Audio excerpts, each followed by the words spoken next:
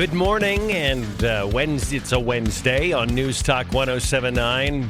Welcome to the Neal Larson Show. I have no idea why that just happened, but we're going to proceed without morning show bumper music, but that's okay. There's plenty to talk about. That was a tech issue. I touched nothing, by the way. That was not user error. That was a separate issue. But we do have a lot to talk about today because do you ever have a moment where you're wondering, okay, that Mandela effect thing is real? And I have no memory. I was telling Julie this a few minutes ago. I have zero memory of Pete Rose dying last September. I'm like, okay, I saw the story about Trump doing the pardon and now the reinstatement, and now he can be in the Hall of Fame, which is sadly it's too late for him to enjoy. But I think ultimately the right thing to do. But I thought I have no memory of Pete Rose passing away, and I'm not sure, but certainly last September in 2024 he did, and this is the right thing for him. So we have that happening. We also have President Trump continuing in the Middle East, what appears to be a very historic trip, and I believe he's going to come home with massive victory in terms of securing economic deals. And I will tell you, I had to snooze a friend on social media yesterday.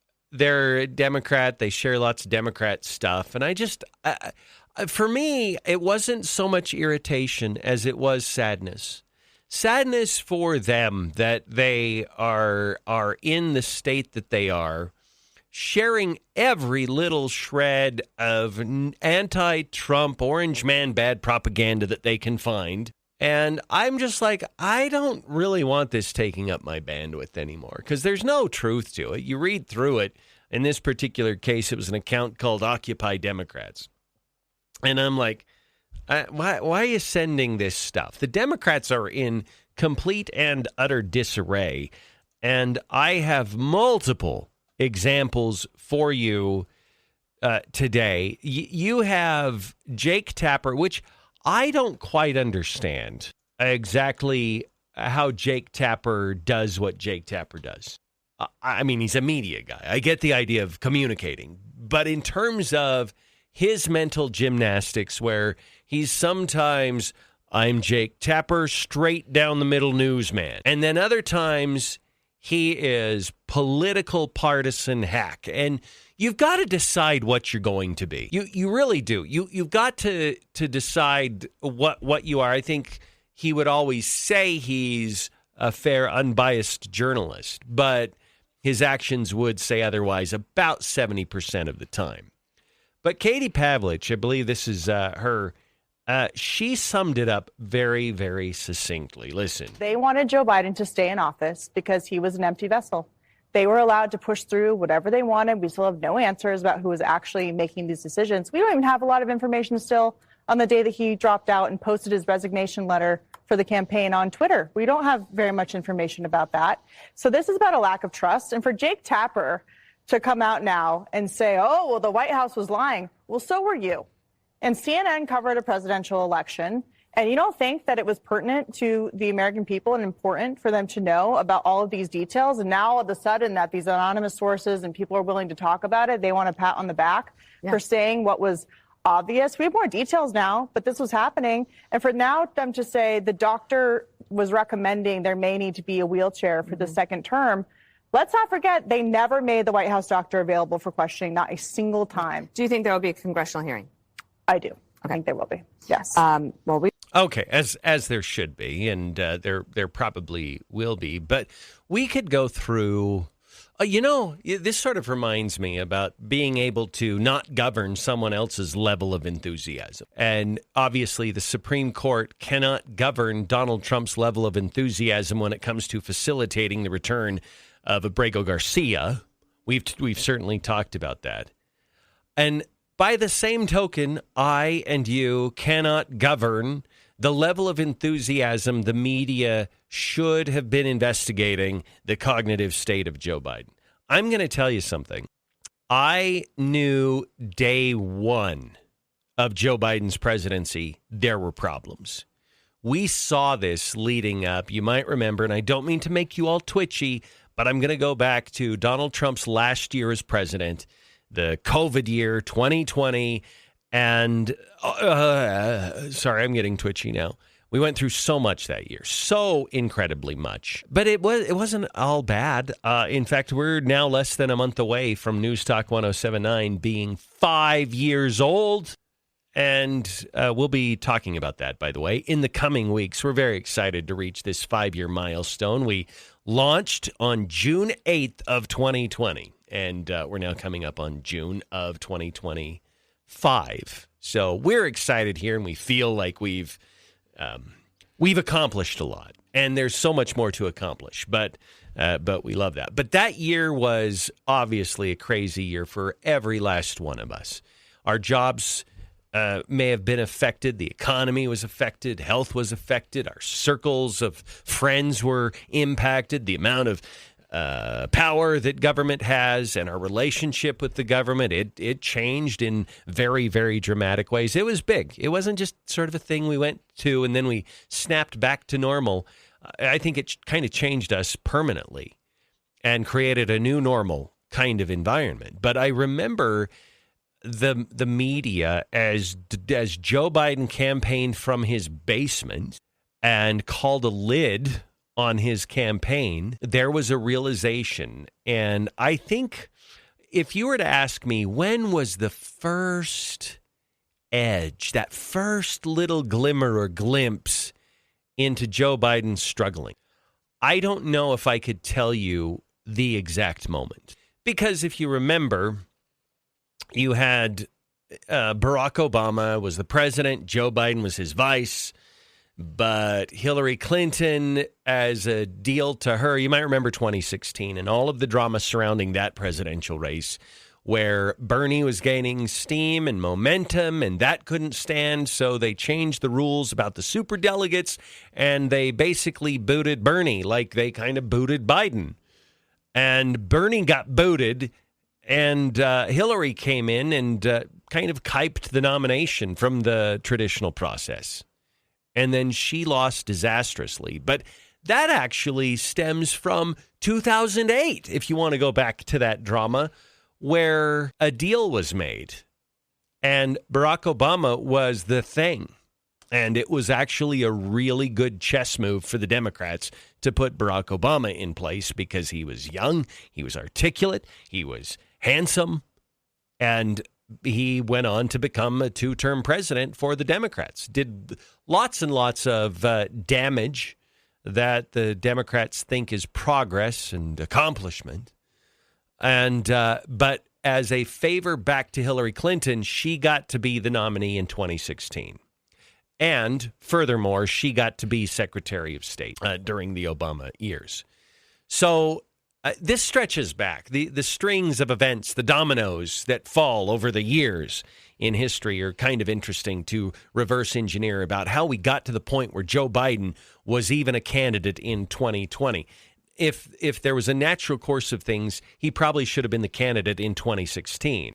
But that wasn't going to happen. However, I think I may have started thinking something's wrong with Joe not long after he stopped being vice president. You saw the verbal lapses and little signs, nothing terrible, like it was just like, oh, he's just getting older.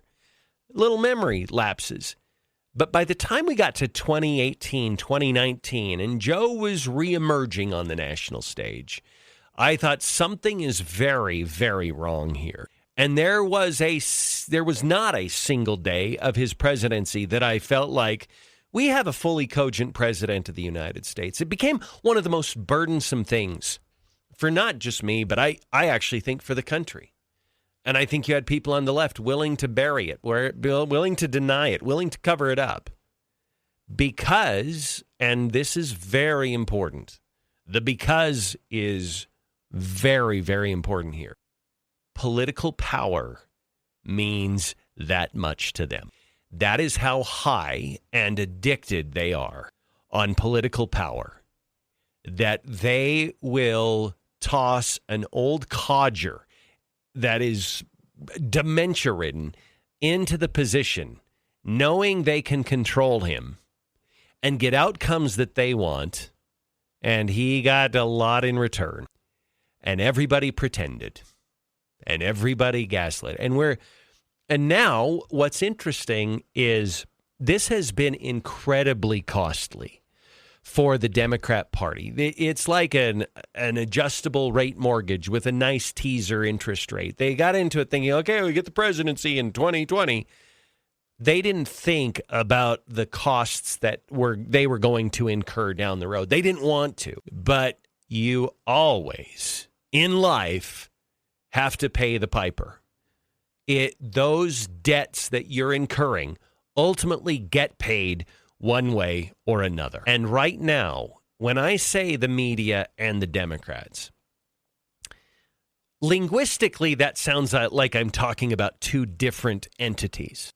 And conceptually, it feels like a couple of different entities. But in reality, they're all one thing. They operate largely in unison. At times, they might appear to be at odds, but quite often that's simply political theater.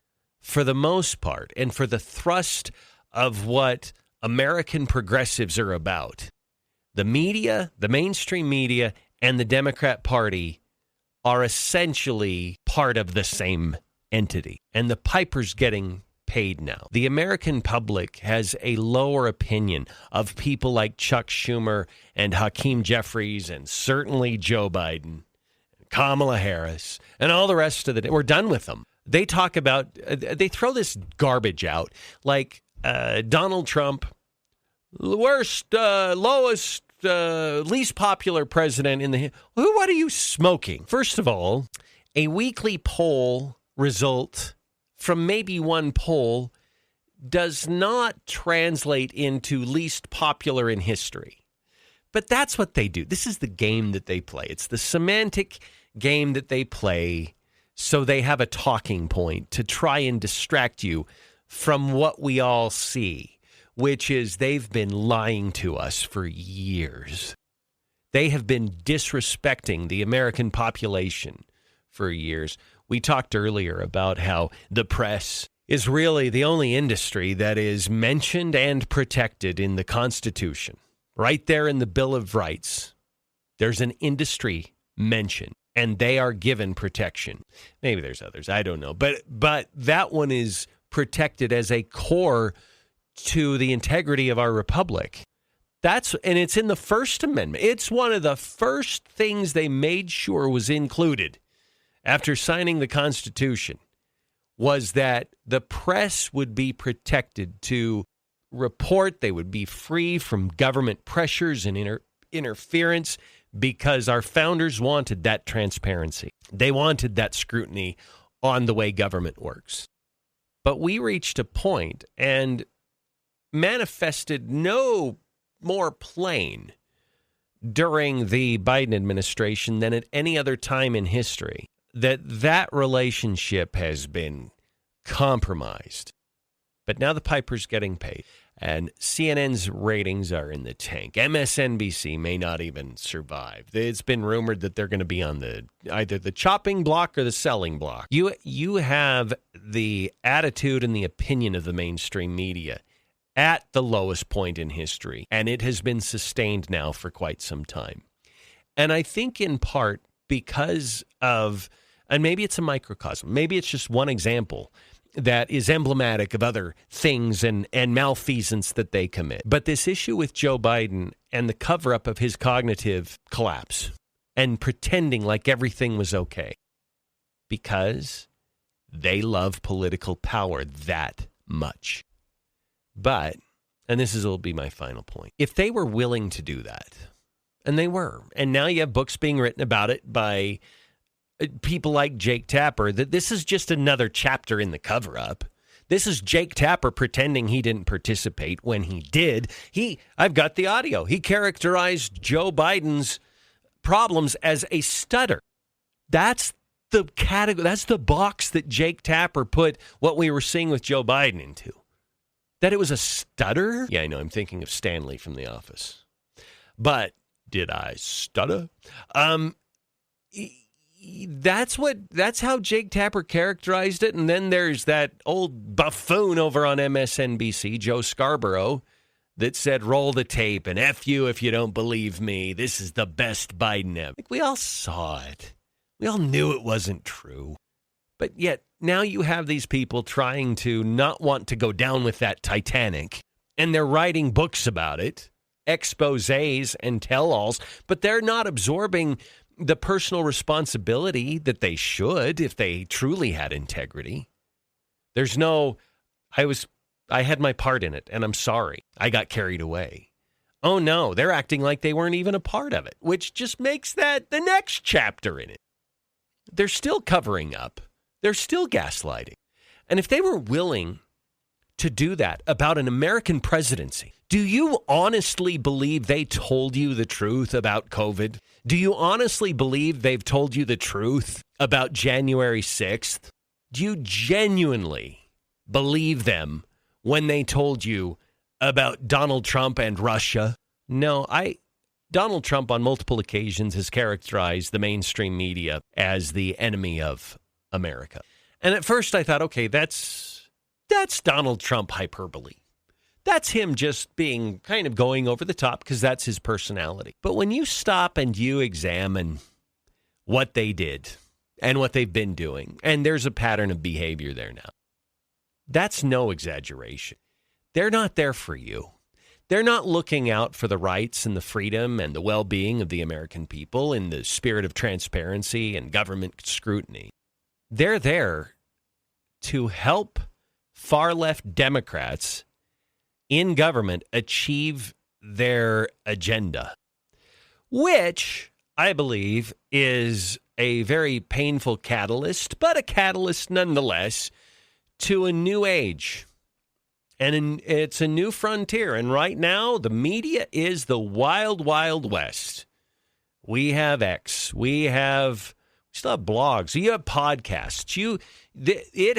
People are making an exodus from legacy media so quickly because they are so untrustworthy that it is making viable the new media that sometimes, I will readily admit, maybe what's coming from that is a little bit sketchy, but is it any more sketchy than telling us for years that Trump colluded with Russia or that masks work and that Fauci is the bee's knees or that everything's fine with Joe Biden? There's nothing less or more sketchy than what the legacy media has served up. So I look forward to it. I'm hopeful, like anything else, the wild, wild west will become somewhat civilized, hopefully respectable, and that we will reach a point and have a press as protected in the First Amendment that one day we can trust again to be telling us the truth. But we don't have that right now from the people who are wearing the costumes of journalists. And they show up every day. It's cosplay. It is I'm telling you, mainstream media journalism is cosplay today. And it's a fascinating phenomenon at how much the people are trying to occupy that are now trying to distance themselves from. And they resort to one tactic in that effort, and it is just to keep lying. It's 8:28. We'll be back after this on News Talk 107.9. It's 8:33 on News Talk 107.9. Julie, we actually watched this video together from Town and Country Gardens from their Illuminate the Night event from not this past Saturday, but the prior Saturday. That was the big reveal of the Firefly Petunia. Long lines, lots of people, lots of fun, lots of music. It was a party. It was a big party, and good for them. And we were thrilled to be at least a part of helping to promote that event for Town and Country Gardens. And I was just there a couple of days ago, and they've got the Firefly Petunia. If you want to grab one, you still can at Town and Country Gardens. Plus, they have all your lawn and garden needs. It's not too late to get going on the 4-step lawn program. Both of our lawns are looking amazing. Yours should too. And the right steps are those 4 steps. So get on down there to get that if you haven't yet. Also, they have other seeds and mulch and fertilizer. And you can get your tomato plants like Neal did. Or if you're just looking to beautify your yard, they have so many flowers. I'm thinking about trying something with my tomato plants. Tell us. I have 4 kind of traditional tomatoes and then some cherry tomatoes. I kind of want to pick one to bully, like insult it. Oh, you're going to talk mean to it? Well, yeah, maybe a little bit. I just want to see if there's any truth to that the plants actually pay attention to what you think of them. I think it's real. You think? Uh-huh. Okay, maybe what I'll do. Actually, no, because that just feels like cruelty. Yeah, because abuse. It's one of God's creatures, right? Right. If it's a living thing, and this feels hokey to me. Like I've heard this before, but if it's actually real, then I don't want to be cruel to a plant. Like Yeah. So maybe I'll pick one that's my favorite. Okay, do the reverse. Lots of positive love, and I'll pick one that is not the right now the most vibrant tomato, but I'll pick one that maybe is struggling a little bit. And runt. I'll turn it into a little bit of a project and just say, I love you so much. You're looking beautiful quietly, today. I'll say, I actually like you better than the other tomatoes. I can just feel the chlorophyll coming off of you. Yeah, that's true. Your chlorophyll is the most beautiful chlorophyll. Superior. You photosynthesize way better than the other plants. But no, I got my tomatoes at Town and Country Gardens, and they really, really good-looking plants, all of them. Yeah. But I do have to pick one to kind of help along. So we'll keep tabs. We'll have updates from you as the summer goes along. All right, and pick up your tomatoes or whatever else at Town and Country, south of Idaho Falls, Yellowstone Highway, across from the Budweiser plant. Did you already say that? No. Okay. All right. No. As you were fantasizing about your tomato plants over there. No, I did not say that. I was not. Okay, that sounded terrible. No, but I feel like, because I put cages right in the pots, right? Because I want them to be supported. And I feel like on one of them, it's already taller. Like it's actually grown a little bit more. So 2 years ago when I tried, I didn't do anything last year. But 2 years ago when I tried it, I was just disappointed. Like I did something wrong. I wasn't something wrong with tomato plants. It was just, I don't think I fed the soil enough. So okay, I'm excited because you did get the expert advice. Yeah. So now let's see what happens. Yeah, I think so. All right. Well, Julie. Moving on. Trump's killing it.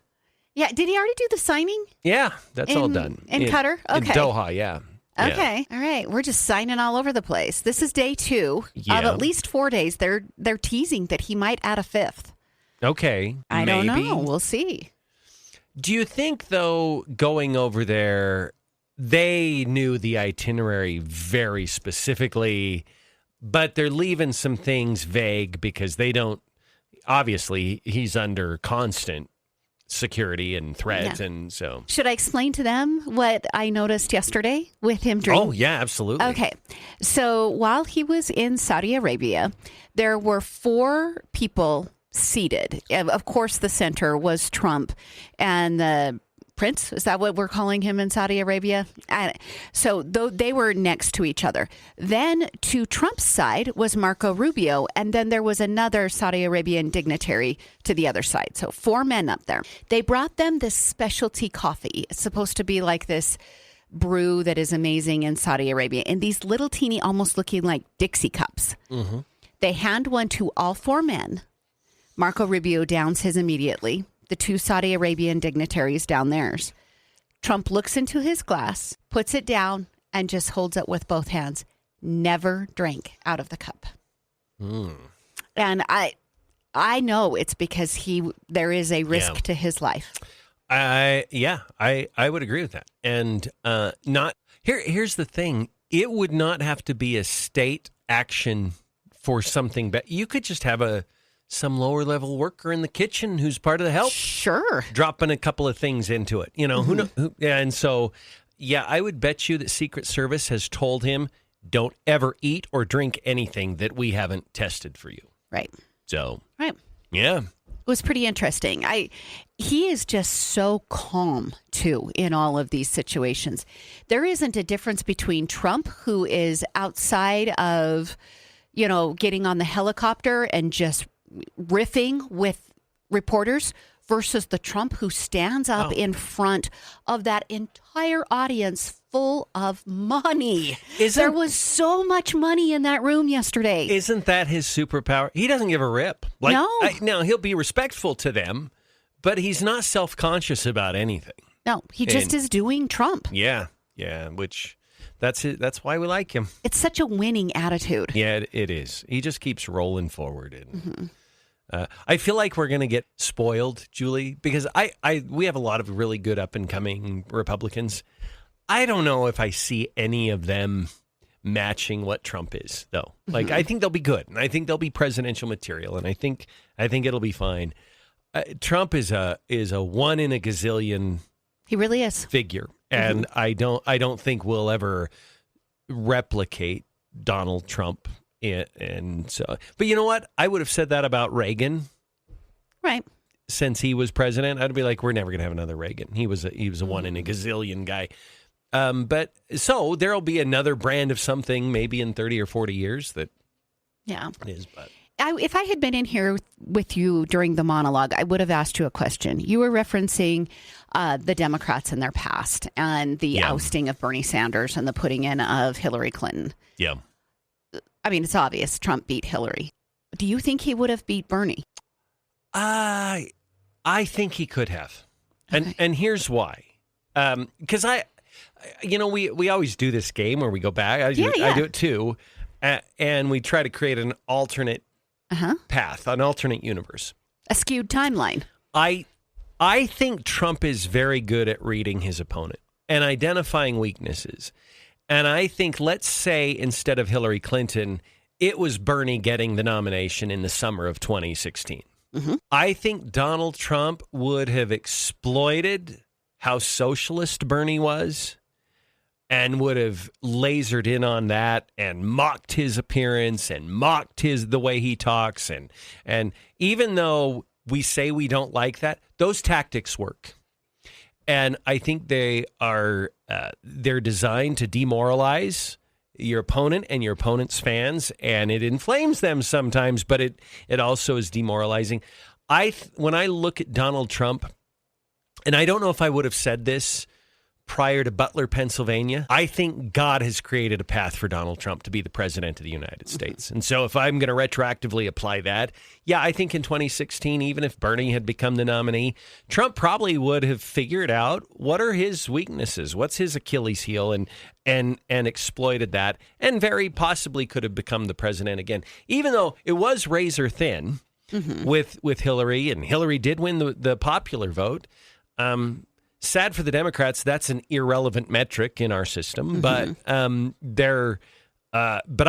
think there's a very good chance Trump could have figured out Bernie, because I'm not sure the enthusiasm for Bernie would have had a long burn.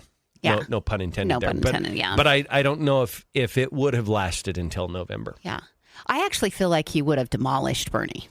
Okay. I do. Just because I don't think the machine has ever been behind Bernie. Yeah. The machine was behind Hillary. Oh, my goodness. Oh, so much. Yeah. And so I think with that deficit that Bernie would have been experiencing because he wouldn't have had the machine behind him, and then with Trump's laser attitude, I think that would have just been the undoing to Bernie completely. That is a good point, because in some ways, maybe Bernie, they found Bernie as distasteful as Donald Trump because he won't play the machine's game. Mm-hmm. So, and that's your sin. It's not what you believe, what you stand for. Your sin is you won't play their game. Your obedience. Yeah. Mm-hmm. Yep. So you know what? You bring up a good point that they might have been ambivalent, actually. If it was Bernie versus Trump, they'd be like, it doesn't matter. We're getting someone who's not going to We can't control them us. anyway. Yeah. Yeah. All right, 8:43, News Talk 1079. Quick break. We'll come back and continue after this. We'll be back after a quick break. Hey, it's Brad from Now 105.1 and QP99. I'm in the studio here. I love our studios, by the way. Ranger Rick back there. There's Neal and Julie doing their thing. Hey, when you want to advertise on the radio, what do? You call the radio station, right? But what do you do when you want to advertise on Facebook and Instagram and Hulu and Disney Plus and Peacock and the other TV streaming services? You can kind of click around on them and make guesses or read books or take courses online on how to do that advertising. Or you could call us at the radio station. At Sandhill Media, we take care of your local radio and digital marketing. So reach out to us at sandhillmediagroup.com and we'll make sure that your message gets heard and seen wherever your customers are. 8:49 on News Talk 107. Another head bobbing, kind of song here. Neil Larson along with Julie Mason. Do you just play that bumper music when you know you're going to throw it to me for an ad? Do I do that a lot? Maybe. Not it's Freudian. Not on purpose, but yeah. No. Well, guess what? I have some great news, so it's worth hearing that song. The warehouse liquidation sale is going on now at Timberline Home. And if you've been waiting to get furniture, this is actually worth the wait because this is their biggest sale of the year. Here's your reward. I'm just going to give you one example. They have such deep discounts with this warehouse liquidation sale. A solid wood dining room set, 6 chairs and a table. It used to be priced at $3,899. It's now discounted to $1,299. That's a $1,600 discount on a dining room set. Big savings. And there's more deep discounts just like that. And how about this one? All recliners and chairs that are in stock in the store, they're buy one, get one free. So if you've been looking to beef up maybe your great room, a family room, like a home theater, this is a time to get those recliners. And speaking of recliners, you've heard me talk about the Z-Cliner. That's the recliner that's designed to sleep in. Well, Timberline Home now has the Zofa. It's a sofa designed to sleep in. It's a 2-person one. So just like the Z-Cliner, it's a sofa designed to sleep in. And Timberline Home has extended their $300 discount on all Z-Cliners and sofas. That's just for a limited time, though. So if you're interested in that, if you're the person that needs that for good quality sleep, get on down to Timberline Home. This is their warehouse liquidation sale, 711 East Anderson in Idaho Falls. You can also go to shoptimberline.com. Okay. While you were talking about Timberline Home, Julie, I was responding to an email. Oh, okay. Because someone said, how do you feel about Hamas and Qatar bribing Trump? I'm assuming they're talking about the airplane. Yellow. So, yellow?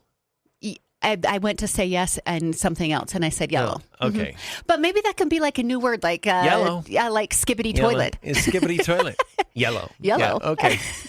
Okay. So, I guess they're saying a gift is a bribe. Okay. Okay. Now I don't know. Usually a bribe means you're getting something in return. Is there a bribe here? Do we know? There's like two sides to a bribe, like a transaction that constitutes a bribe. I think what they're saying, because I've heard the left talk about this, is that because of this gift, there will be expectations now that Trump will have to fulfill. So when they come to Trump and say, hey, you got to do this, Trump's going to relent. Okay, well, all right. But to actually say it's a bribe, don't you need to know what So I looked back in this person's text history. They were the same person that told us back on April 30th that unemployment is 200%. Yeah. So is the reliability of them saying Trump is bribed by Qatar, is that the same as the reliability of things they've claimed prior to in the text? This person who texts in, I absolutely can say they do not have the quality of spitting facts. No, that's true. They are unencumbered by the truth. Right. And so I just very humbly and nicely texted back and said, aren't you the one who told us unemployment was 200% a few days ago? They have not responded back yet. Don't let the facts get in your way. Yeah, don't let that be a problem. So, all right, it's 8:54. We do have to take another break really quick here. We'll be back. We'll wrap up this hour coming up, but we have another hour ahead right here on News Talk 107.9. Okay, Julie, we have our flash poll for this morning. In the next hour, early in the next hour, we will ask the audience, should Trump accept the plane from Qatar? Is it Qatar? Qatar? It's both ways. It's Qatar or Qatar. Both are good. It works better to say Qatar Alago because that's what the left is saying. Should Trump accept the airplane or not? So we'll lay it out for you. We'll do a flash poll in just a few minutes. Okay, welcome back. It's hour 2. And it's interesting, Julie, for about 30 seconds, we teased the upcoming flash poll about the plane being offered to Trump, well, the United States, by Qatar. And Trump's like, yeah, we'll take the plane. We could use the plane. Boeing's not getting their crap together. So, yeah, we'll take the plane. And now you have these breathless, frantic accusations of bribery and violation of the Emoluments Act and claims that this is an impeachable offense. All the pearl clutching orange man bad garbage that you would expect. Okay, so I look at this, and Rand Paul is actually siding with the Democrats because he says the Constitution says that the president cannot accept gifts from foreign nations. But here's the problem. This plane is not going to Donald Trump personally. It's not going to his family. It's coming to the United States of America to be used as the presidential official plane. And the plan, according to the reports I've read, is that the plane would then go to Donald Trump's, the Presidential Library Foundation. So when I look at this, that's kind of my only hang-up here, is if it's a gift to the Justice Department already said it's a gift to the Department of Defense, because they're the ones that oversee Air Force One. Why would it not stay with the Department of Defense then, once Trump is done in 2029? That's my only question here. I think you would make it much more clean if you didn't have the Trump Foundation keeping the plane, and rather just keep it for the use of the federal government of the United States of America. Right. Right. It's interesting to me how many people are saying don't accept the plane. I would ask the question behind that, because I'm actually pretty neutral about this. Yeah. I don't have a strong feeling one way or the other. For the people who are saying don't accept the plane, why? Just optics? Like, I want to know their reasoning of why not to accept the plane. Yes. And you know what? We'll find that here in a moment with the flash poll. When people text in or call in, we want to know if we should accept the plane, yes or no, but back it up with a sentence or two with a because statement. I also said this, Julie, and other people apparently think like me, but I thought we now have to dismantle the Statue of Liberty and return it to Paris. Because we should have never accepted that gift. That's a unconstitutional gift. We make money off that gift. Yeah, that's true. So I actually went to ChatGPT, and I wanted to see what other gifts that we need to give back. And Statue of Liberty was actually the first one that came up. Mm-hmm. All right, so get the ships ready. We need to take the Statue of Liberty back. We need to dig up a whole bunch of cherry blossom trees in Washington, D.C. and send them back to Japan. Yeah. In 1912, they gave us 3,000 cherry trees. Mm-hmm. The United Kingdom, we need to send the bust of Winston Churchill back to them. Oh, that one's always kind of stuck in my craw. I don't like that one. Yes, I know. It just felt unfair. That's true. Mm-hmm. Canadian Embassy site in Washington, D.C. was given to us by Canada. Oh, shoot. In 1989, Canada completed the embassy between the Capitol and White House. First time a foreign government was granted land so close to key U.S. institutions. So, yeah. Then you know what? While we're digging up the cherry trees, we got to dig up the tulips and send them back to the Netherlands. We've got a boatload of problems we didn't even know about. Apparently, this is an annual gift. Mm-hmm. Oh, the tulips come every year? Yeah, every year the Netherlands sends thousands of tulip bulbs to the U.S. as thanks for aid during and after World War II. So we need to cancel their flowers.com subscription and stop accepting that because that's a violation. Do you remember when the trade in Liberation Day was threatened right at the very beginning? Yeah. And the left-leaning news media was going, oh no, this is going to be so harmful between the products that we trade back and forth between Canada and Mexico. Mm-hmm. And one of the things they said was, flowers are going to be so expensive. Yeah. Yes. Okay. Strollers and flowers. Here we go. Strollers. Yeah, I do remember the strollers. Mexico, get ready. Make space for that statue of Benito Juarez you gave us back in 1968, because we're sending that back. And the Fountain of the Turtles replica in Italy. It was gifted to the U.S. by Italy back in 1927.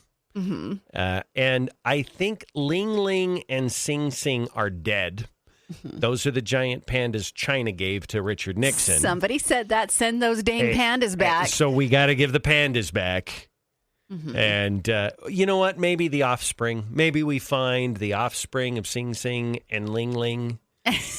And then Bang Bang. Ting Ting and Wing. No, Bang Bang can take them. No, Fang Fang. Fang Fang. No, that's Swalwell's girlfriend. Maybe Swalwell's girlfriend, Bang Bang, could she can take them and rehome them. Ting Ting and Wing Wing. Yeah, we'll rehome them to Fang Fang. Fang Fang. That's true.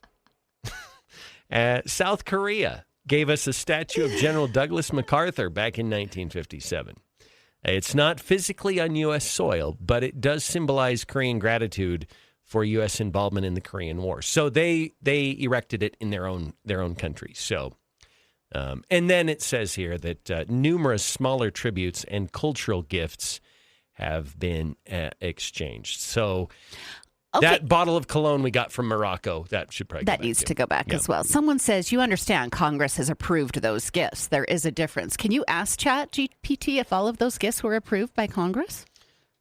Yes, I will ask. Let's do that. We're all, because they're saying all of them? Uh-huh. Yeah. The text is, you understand Congress has approved those gifts. There is a difference. Okay. But here's the thing. These people who are, and I'm waiting for the answer here. No, not all of the gifts listed were explicitly approved by Congress, but most followed appropriate legal and diplomatic protocols. Okay. Okay, well, what's the difference then? I mean, the Department of Justice has already said, yeah, we can accept the plane from Qatar. Mm-hmm. So. I don't know. Yeah. So, no, they were not. They're listing it now. Statue of Liberty was approved. So, sorry, France, we're going to keep it. Yeah. The Churchill bust? No. That's why that one bugs me so much. You know what? We can't even get a budget bill. Do you think we can approve tulips every year from the Netherlands? Heavens no. That ain't happening. I thought that when you started this whole bit saying we have to send this Statue of Liberty back, and I'm like, it'll take them 7 years to dismantle it, because if the government's in charge, it will take 7 years. Well, for crying out loud, don't put Boeing or whoever's overseeing construction in Idaho Falls in charge, because it'll never happen. The Pan-Carry Bridge people are bidding on it. Yep. Right. Okay. Should we do this? Yeah, let's do it. Okay. And let's just state here, Qatar's offering the plane. It'll be used as Air Force One for Trump because Boeing can't get their crap together. Afterwards, the plane apparently would go to Trump's Library Foundation, but not to the Trump family and not personally. Okay. And should we accept the gift from Qatar or not? And let me find the flash poll music. Here we go. 208-542-1079. Send us a yes or no and a because. Yes, we should because. No, we shouldn't because. Okay, I'm going to read this one. Trump should not accept the airplane, even if it was temporary for the use of the U.S. government. Acceptance of gifts creates an inherent implication of a favor and expectation of return favors. Gifts of plants or statues to be viewed and enjoyed by the general population are much different than a luxury airplane. Okay. All right. 208-542-1079. That's not listed in the Constitution, though. So if it's not going to Trump personally, because it says no person shall. That's what the emoluments section of the Constitution says. No person shall. And Donald Trump, the person, would not be the one accepting the plane. If you see headlines or whatever saying this is Trump's plane, that is just not an accurate statement. Yeah. Air Force One is not Trump's plane. It's America's plane that Trump uses while he is in office. Yeah. Another text, no on the plane. I want to maintain fierce independence. We don't need a gift like that. I'm also afraid of the security breach possibility that could come along with it, similar to not drinking anything they don't test first. I don't know how much I trust our ability to secure the plane for the president at this point in time. I actually share that concern. Mm-hmm. So let's go to the phones, 208-542-1079. Caller, take the plane, yes or no? Yes, he should accept the offer. And it sounds like the communist Democrats have become so depraved that they would be angry with President Trump for accepting an offer from another nation if they wanted to pay, say $400 million to go towards cleaning up crime-ridden Democrat-run cities. Yeah. Okay. All right. Thank you for the call. 208-542-1079. There are more no's than I thought there would be. Yeah, there's in the a lot. Okay, this one says, I think no on the airplane, and the only reason is because why give the Democrats any more ammunition to shoot at us? And also, it just looks cleaner and nicer. Tell him we could use it during the Trump presidency, and we'll give it back, or just think thank them so very much for what they've done, and tell them we appreciate it. Yes. Yes, accept the plane as long as it is thoroughly vetted.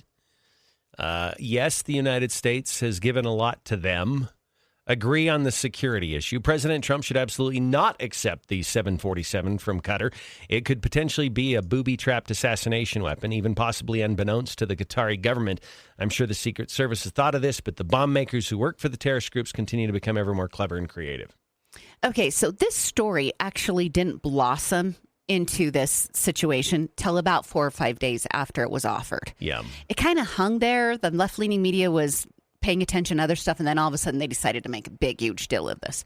Okay, so when it was very first there, that was one of the things, like someone asked, I was watching a news report, and somebody asked an expert about it, and they said, look, this is really no big deal, but you don't understand, to retrofit this plane to work as Air Force One is going to be pretty darn expensive.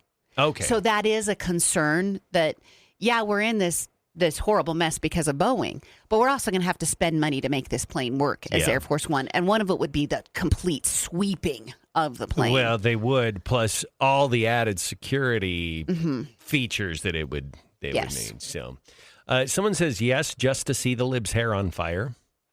You know what? What you could do, you can have the security concerns, but still accept the plane, just don't fly it, and then watch the libs melt down. That's kind of fun. Yeah. Good entertainment. It just sits there. Yes. Yes, good grief. It's a breach of diplomacy, isn't it, to not accept the gift? I'm also concerned about security, though. They're a little mixed there. I would be okay with acceptance of the plane as long as people know about it. I'm not sure I'm okay with it going to the Trump Library Foundation after. It should stay with the Department of Defense. See, I agree with that. I'd tweak the deal. I'd be like, it shouldn't go to a sort of such a Trump-connected entity as the library. Yeah, and I think that's totally workable at this point still. I don't think there's any hard, fast deal. In fact, Trump has given it no effort. The man is trying to secure peace in the Middle East. I mean, give him a break. Oh, yeah. No kidding. Yes, he should keep the gift of the plane. It's good for all of us. Saves money. How long is it going to take for Boeing? Look at Biden and all the kickbacks and money he and his family got from China and other.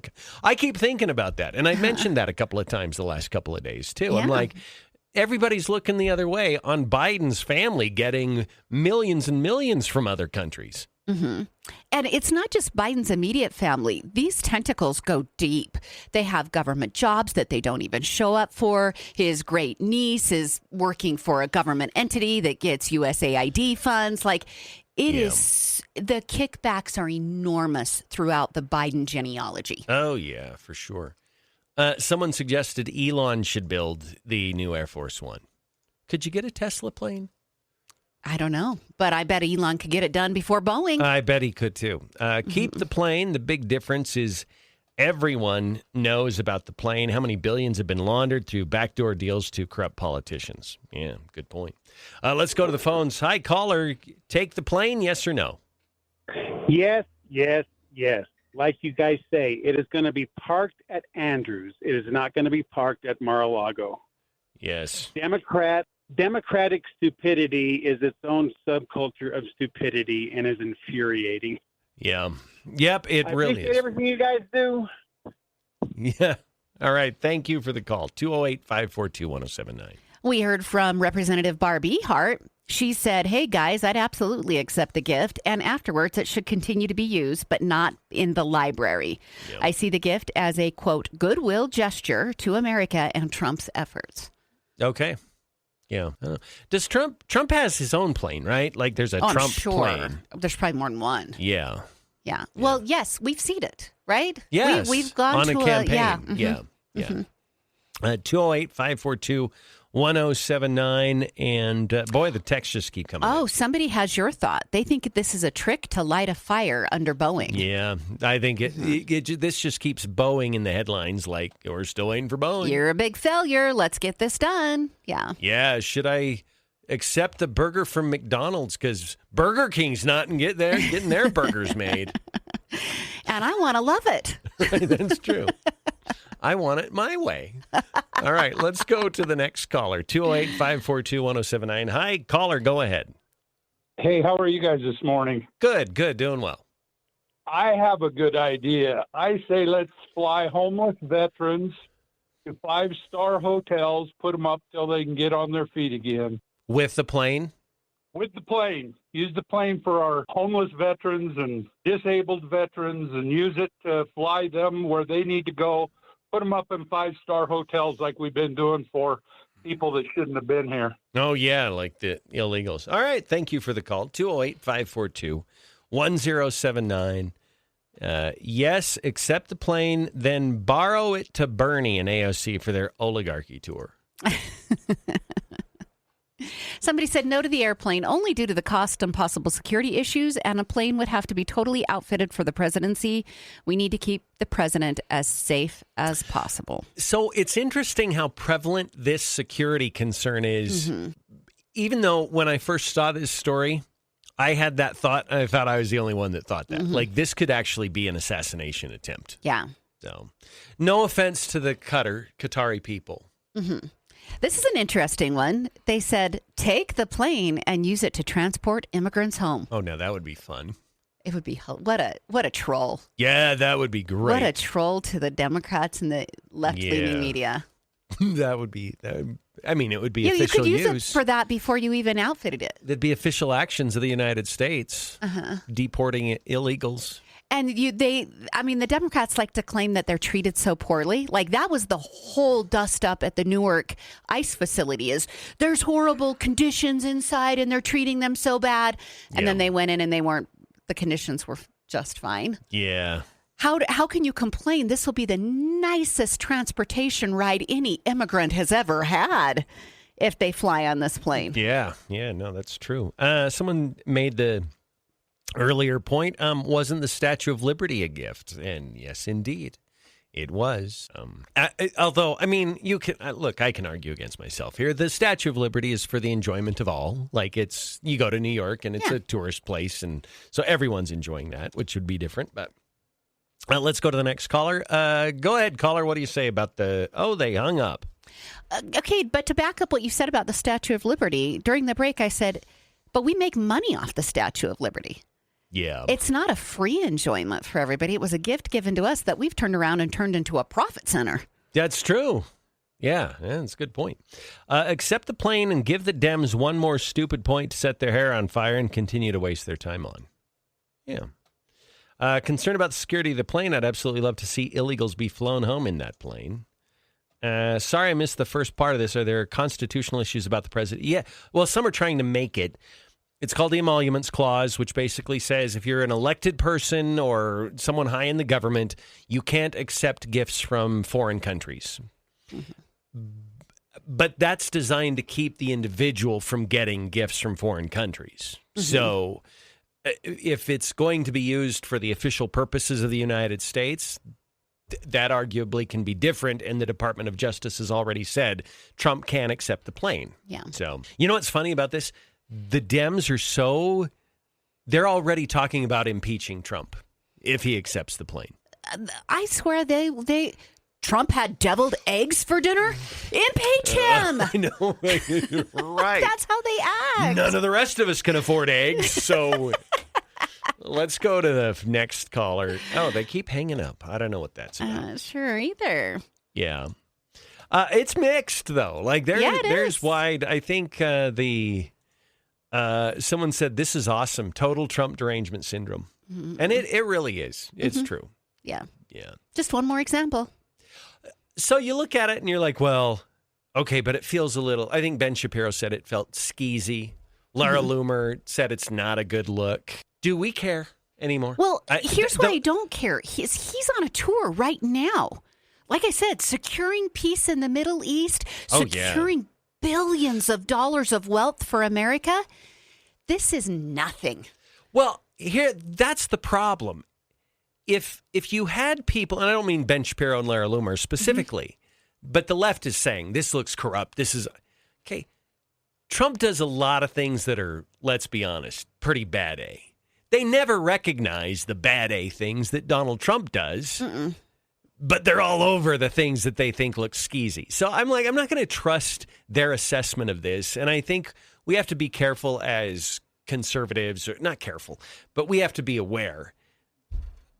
Don't give a crap what they think. Their assessment ability is so broken and wrong. Mm-hmm. It's not skeezy just because they say it looks skeezy. Right. All right, let's go to the phones. Caller, go ahead. Yes. I think that they should not accept the airplane. We should not accept the plane? No, they should not. Okay, and why? Thank you.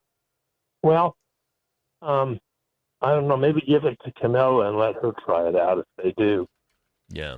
Okay, thank you for the call. 208-542-1079.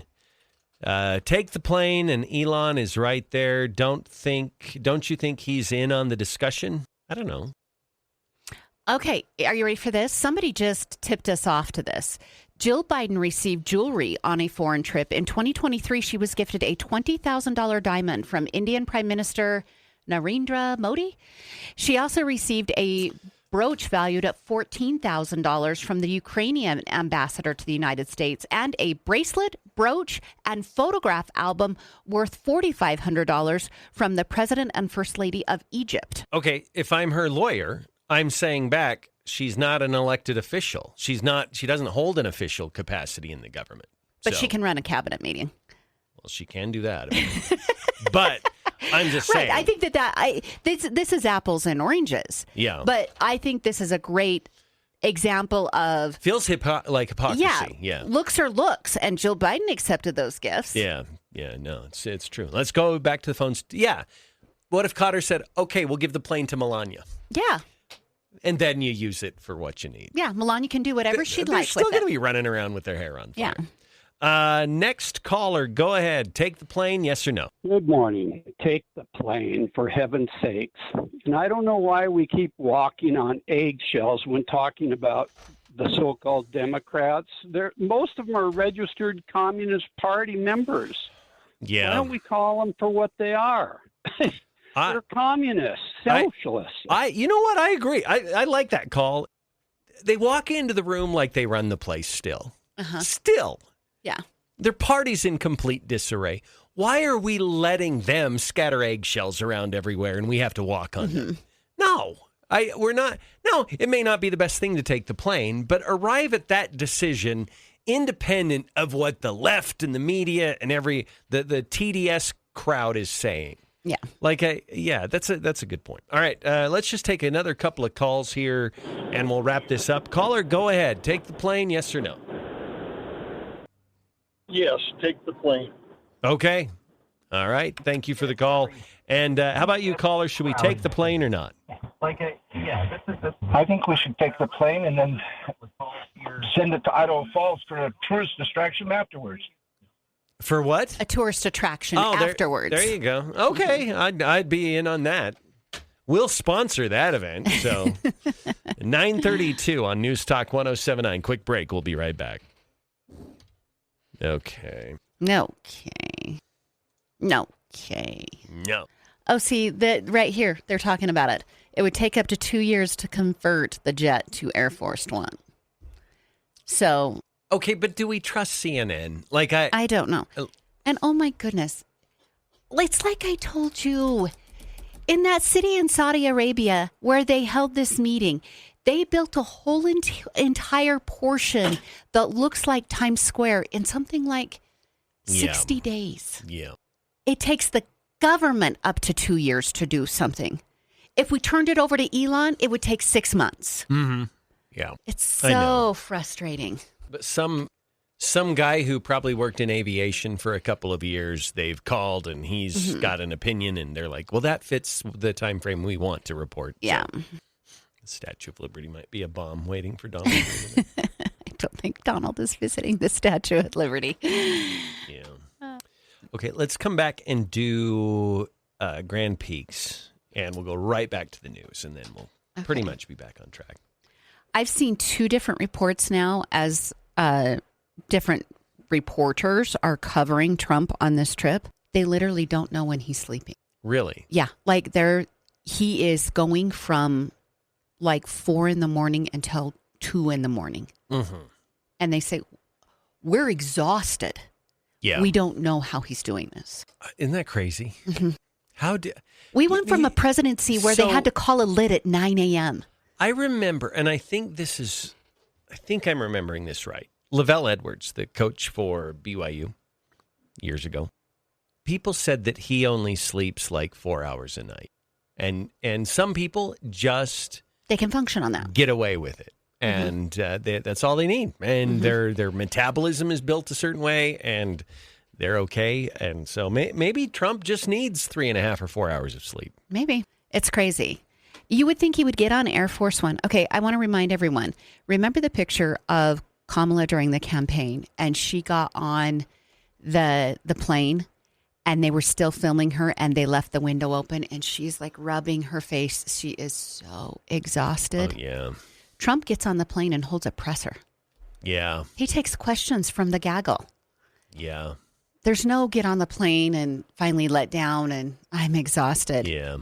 The most he does is loosens that tie and unbuttons the top button. I swear he sleeps in that suit. I know, right? Yeah.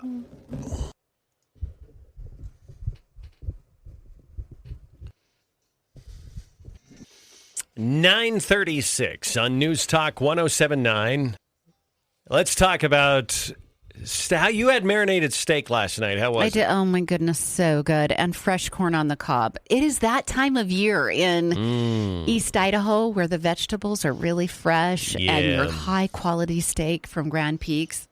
Make it super good. What a good dinner. And you know what? I don't know if everyone loves steak. They should. And if you don't, maybe go find a good counselor or something. But if steak's not necessarily your thing, then you can get ribs. You can get sous vide crock pot ready meals. You can get chicken and pork and grilling and bacon. All the things. Oh, yes, I love. Who doesn't love bacon? Yeah. You know what I'm going to make? Jalapenos cut in half. You fill them up with cream cheese, flavored cream cheese, and then you wrap that up with bacon, and you throw that in the air fryer for just a few minutes, like 7, 8, 9 minutes, and then you have these really delicious low-carb jalapeno poppers. They're awesome. And who are you inviting over? Bacon. I have a select list. I These try to luxury keep that appetizers on, you're I try to making. keep that on the down low, but yeah, that's true. It's a very exclusive event. Neal making jalapeno poppers in his air fryer, but you know.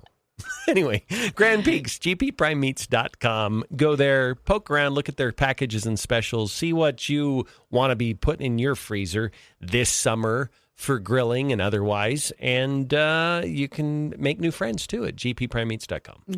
Yep. Tell him Neal and Julie sent you. Okay, 9:38 on News Talk 107.9. You know, to get back on track, we had a very long first segment because of our flash poll. We're going to cut away for some news, but we'll come back just ahead. We'll open up the phone lines, and if you'd like to join us on the Stones Automotive Group call and text line, that number's 208-542-1079. Okay. So here's my question. were there not January 6th protesters that spent months in jail for doing far less than what those Democrats did to the ICE agents or the Homeland Security people? Oh, yeah. They're such hypocrites. Total hypocrites. And I'm sorry, but everyday Joe citizen doesn't have as high a standard as an elected member of Congress. Yeah. Well, is this not another example? Because you simply cannot do that to a law enforcement officer. Mm-hmm. You can't show up and get rough and tumble with them. You just can't. Mm-hmm. Mm-hmm. This is another example like Abrego Garcia, where they take someone who clearly has committed crimes and they instantly morph them into a victim. Yes. Yeah. The criminal becomes the hero in the Democrat Party. Yeah. All the time. Over and over and over again. Yeah. I don't know. Maybe they're finding the people that match their internal compass. Well, I know, but it's odd because you watch this and I don't understand how a normal average person can see a situation and it garners condemnation, but they see the same situation and it garners their sympathy. I don't know. It's an odd. You got to have a special personality. Yeah. Got to Yep. have one. Yeah. I'm going to tell this. I did a fact check on what this person sent, and it seems to be inaccurate. Someone said, list of U.S. senators that received pharmaceutical contributions. Oh, I fact checked this the other day. Yeah. It's wrong, too. Oh, the John Thune thing? Yeah, it's like in the millions and millions and millions for Bernie Sanders. He's the highest receiver. Bernie is one of the highest, but those numbers are incredibly inflated. Okay. I was doing a fact check on this, not last night, but the night before, because I thought about sending it to you. And I'm like, I'm going to do a little deep dive on this. And the numbers are inflated. So this one says Bernie Sanders got 1.4 million. Oh, no, that's correct. That is correct. Yes, the one I saw was much higher than that. So Pocahontas got 822,000. Yeah. Chucky Schumer got 1.5 million. Bob Casey 1.8 million. Those all sound about right. Klobuchar 700,000. Ron Wyden 1.5 million. Mitt Romney 3.4 million. Yeah, there weren't very many Democrat or Republicans on the list. Did you see my Freudian slip right there about Mitt Romney? There weren't very many Republicans on the list, but Mitt Romney was one of them because they were giving like the top 20 or something, top 15. I can't remember how many. Yeah.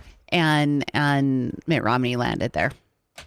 Why would Bernie take so much money from a pharmaceutical? I mean, he's the guy that preaches about the oligarchy and the rich and the billionaires. And he's taken $1.5 million from pharmaceutical companies. Because he needs to spread his message, and so it's okay. That's what I think he'd say. It's not okay. But so that's why he needs all the homes he has. Mm-hmm. That's why he needs to fly private jet. Yes. By private jet. Okay. Mm-hmm. Oligarch. Billionaire. Jeannie says she might trust a plane from Qatar before she'd trust a plane from the Clintons. Yeah, that's a good point. Okay, so these numbers probably are correct. They are accurate because that's when I did the deep dive. I'm like, and it was the same list, but the original list that I did the deep dive on, all of the numbers had been inflated by quite a bit. You know who does those deep dives for you? Grok on Twitter. Yeah. Grok on X, I should say, because all you have to do is say at Grok, is this correct? And then Grok gives the answer.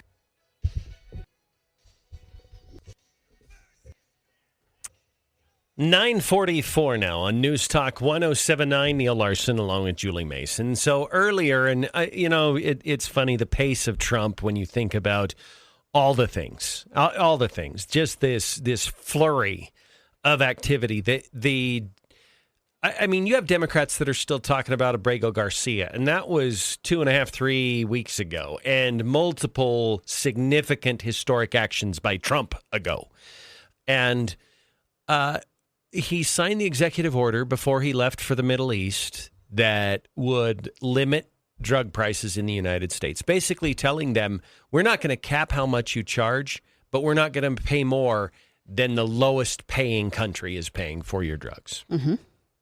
So that that creates some discomfort among members of Congress because they take massive amounts of cash from the pharmaceutical companies and their lobbyists.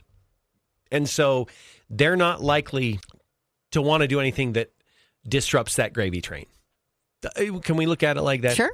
Okay, so John Thune apparently, and I don't have the news reference on this. I may try to find the audio or the report of this. He says that codifying Trump's EO, lowering prescription drug prices, would be quote unquote controversial. And if you look at sort of a list here, Chuck Schumer has taken $1.5 million from drug companies. Pocahontas has taken $822,000 from drug companies. Bernie has taken, and this is what surprised me a little bit, because Bernie talks about the billionaires and the oligarchs, and he's taken $1.4 million and change from pharmaceutical and and this has a caveat, health products sector. So I don't know what that means, and I don't know how much that is specifically pharmaceutical companies, but he's taken a lot of money from that wing of industry. Now, I think we should also clarify, because we always want to get the best information out. A couple of days ago, I saw this, and if I believe one of the reasons that Bernie's is so high is it's multiple years, multiple campaigns. So you're looking at people who have been in office for many, many years, which is why the amount is so high. Yeah. The principle is still there, which is there will be potentially politicians who don't want to make sure that these drug prices are regulated because they're scratching the backs of their campaign donor. Why do they stay in office so long? Because they get kickbacks. You know, it would be a fascinating, yes, kickbacks, but it would be a fascinating dive, and maybe AI could help us out with this. How many former members of Congress sit on the boards of pharmaceutical companies, making a fat salary for doing almost nothing? $400,000 for showing up to 4 meetings a year. Right. Yeah. That would be an interesting. I'm not saying it's happening, but I'm saying we should ask if it's happening and do a quick look at it. So, I might do a prompt on that one just to find out, because there might be, you know what, we're going to donate to your campaign, but your real reward here won't be $10,000 to your campaign. You're going to sit on our board and you're going to make a very nice salary for very little. And they don't even have to say that. If they said that, that would be illegal. But it just might be conveyed to them. You know what? We're probably going to have a vacancy next year on our board. You might be a good fit for our board. I think you have the knowledge base. Yeah. Amy Klobuchar, $700,000. And Ron Wyden, $1.5 million. And yet another Democrat, Mitt Romney, $3.4 million. So that was just true. I already made the Freudian slip. That's true. Yeah, it's sad. Sad. But anyway, so this is an uphill battle for Trump. It really, because in a lot of ways, if you were to look at the top industries that have purchased influence in Congress, purchased outcomes, purchased votes, pharmaceutical companies are near the top. It's truly a Goliath. Yeah, it is. I mean, he really is taking on a massive, massive challenge here. So, but you know what? I've learned to never underestimate Donald Trump. He may not accomplish everything, and he may not bat 1,000, but he usually always gets a lot more done than anybody else who holds that office. Well, and I'll take 80% of him shooting for the moon. Yeah, no kidding. I'm fine with that. Yeah. I know the left likes to tee that up like it's some sort of failure. Nope, I'm fine with that. Yeah, I am too. I'd rather that than going in just with modest ambitions and accomplishing some of them. And so, he's certainly an anomaly. All right, 9:50 on News Talk 107.9. Let's take our final break. We'll come back. We'll wrap it up on this Wednesday edition of the Neil Larson Show on News Talk 107.9. Okay. The lower third on Fox right now says Democrat leaders divided over Trump impeachment. Before that, it was Fetterman says this is going to go nowhere. What impeach him for what? I have no idea. Like I said, he made deviled eggs on Thursday. That's enough for them. What? So Al Green, he's the guy that got up during State of the Union. They had to escort him. Al Green, impeachment, Trump. I don't. Let's see here. Oh, this has been going on for more than a week. Yeah, it's been going on for a while. I haven't even seen this because Trump's doing bigger things. I know. They don't. They cannot. They don't even have a little teeny tiny corner of the news cycle. Yeah.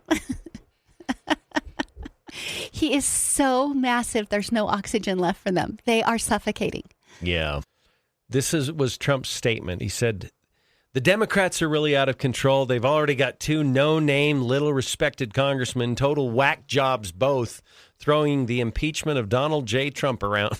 Total whack jobs. Donald J. Trump is in all bold. For about the 20th time, even though they have no idea for what I would be impeached, Trump wrote in a Truth Social post. So Thanadar. Have you ever heard of Thanadar? Yeah, that was just on there. No. When it said Thanadar, I have no idea what that is. That sounds like a lousy character from a B movie. Yeah, I don't know what that is. About the Greek gods. I am Thanadar. It includes 7 articles of impeachment that detail what he alleges are constitutional violations, including abuse of trade powers and international aggression. Well, a judge just yesterday ruled that he could use that clause to send people away. Okay, yeah. So good luck with your abuse of immigration laws. Creation of an unlawful office, referencing the Department of Government Efficiency, and obstruction of justice and abuse of executive power. Donald Trump has repeatedly demonstrated that he is unfit to serve as president and represents a clear and present danger to our nation's constitution and our democracy, Thanadar said in a statement. Say it again. Thanadar. Thanadar. I wrote a Windows app yesterday. I showed Julie it this morning. Mm-hmm. That's a good first attempt. Yeah. Which is kind of like, it feels like I just came home from preschool with a Crayola picture and my mom's praising me. No. But it will get better. Anyone listening right now able to write an app? That's not preschool. No, I know. I'm just saying. I mean, I felt like it was very... It was elementary, but you got to start somewhere. Yeah, right. And it was the process was fascinating. We'll talk about it in the post show. 9:54. Thanadar. Thanadar. Apparently, that's the last name of a congressman who is trying to impeach Donald Trump, an effort that began last week that has, okay, hold on. If the news cycle were a stage, this is a little teeny tiny corner where you lean the broom behind the curtain. Mm-hmm. That's what this part, and it's like this impeachment. He and Al Green remember the movie Dumb and Dumber? We need to get him the suits. Random thought came out of nowhere. But the orange suit and the powder blue suit, they can each wear them. Yeah. And Green can shake his cane. Yes. There we go. Exactly. So they're trying to impeach Trump on constitutional violations, abuse of trade powers, and international aggression, creation of an unlawful office. Is that a crime? Creation of an unlawful office? I would have to imagine offices have been created for decades. Yeah. Decades. Yeah, I would think so. Now, I think to have it be there permanently, right now, it's actually a tentacle of the Department of Treasury. Mm-hmm. That's how so it's under the umbrella of a constitutionally protected department. Mm-hmm. Okay, so, which this happens all the time. Did you know the U.S. Forest Service? Do you know what department that's part of? Department of Agriculture. Okay.